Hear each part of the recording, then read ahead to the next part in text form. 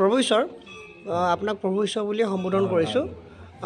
যিহেতু আমি জনশ্ৰুতি অনুযায়ী বাসুদেৱ থান নৰুৱা সত্ৰ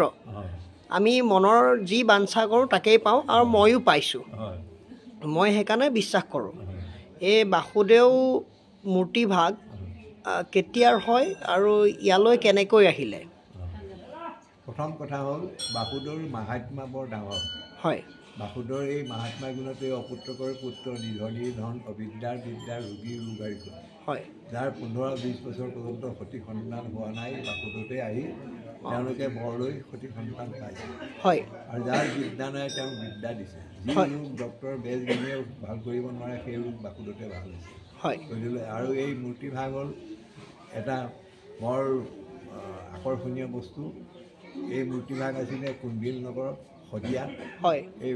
সদায় ৰুক্মিণী আইৰ কৃষ্ণকে সদায়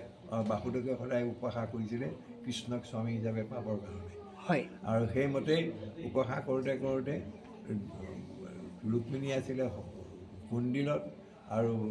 শ্ৰীকৃষ্ণ আছিলে দ্বাৰকাত হয় সেই তাৰ পৰাই দ্বাৰকাৰ পৰাই তেওঁ ধ্যান কৰি কৰি তেওঁক টানি আনিছিলে হয় আৰু সেইমতে তেওঁৰ লগত বিবাহ হৈছিল হয় আৰু সেইকাৰণে মূৰ্তিভাগৰ মাহাত্ম্য বৰ ডাঙৰ হয় আৰু সেই তাৰ পৰাই শিৱসিংহ ৰজাই হয় এই সপোনত পাই এই বাসুদেৱ মূৰ্তিভাগ কুণ্ডিলৰ পৰা আনি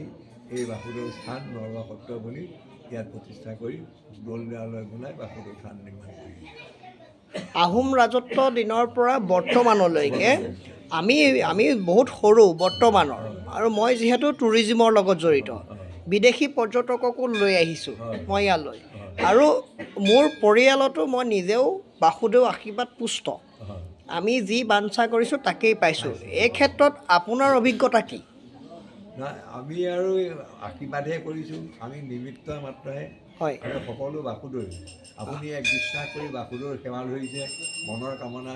আহ্বান কৰিছে সেইমতেই বাসুদেৱে আপোনাৰ পূৰ্ণ কৰিছে হয় গতিকেলৈ আপুনি পুনৰ বাসুদেৱত আহি সেৱা জনাইছে হয় এই বাসুদেৱৰ মাহাত্ম্য সেইকাৰণে বৰ ডাঙৰ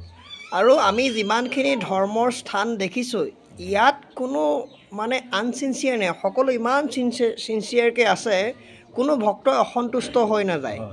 ইয়াত আপোনালোকে কেনেধৰণৰ ব্যৱস্থা গ্ৰহণ কৰিলে আৰু বাসুদেৱৰ মাহাত্ম্য আমাৰ এখন এতিয়া সমিতি আছে হয় সমিতিৰ ফালৰ পৰাই আমাৰ পৰিচালনা হয় হয় আৰু ইয়াত প্ৰসাদ কাৰণ দিয়া চাকি বন্তি জ্বলোৱা হয় আৰু দৰ্শন হোৱা আৰু প্ৰসাদ লোৱা হয় আৰু আমাৰ অতিথি গৃহ আছে তাত সকলোৱে চাহ অকণমান আপ্যায়ন কৰিবলৈ কাৰণে আমি ৰাখি থৈছোঁ চাহ অকণমান পাই আমি আপোনাক জনাই ভাল পাম আমাৰ মাজুলীলৈ যিমানখিনি বিদেশী পৰ্যটক আহে এতিয়া আমি মাজুলী দেখুৱাৰ উপৰিও বাসুদেৱ থানলৈ অনাৰ অহোপহসাৰ্থ যত্ন কৰিছোঁ তাৰ উপৰিও আনিছোঁ আমি আজি পৰহি দিনা এতিয়া চাইনাৰ মানুহ আহি গৈছে হয় আৰু হেৰিয়াৰ অষ্ট্ৰেলিয়াৰ মানুহ আহি গৈছে তাকে এনেকৈ মানে বহুত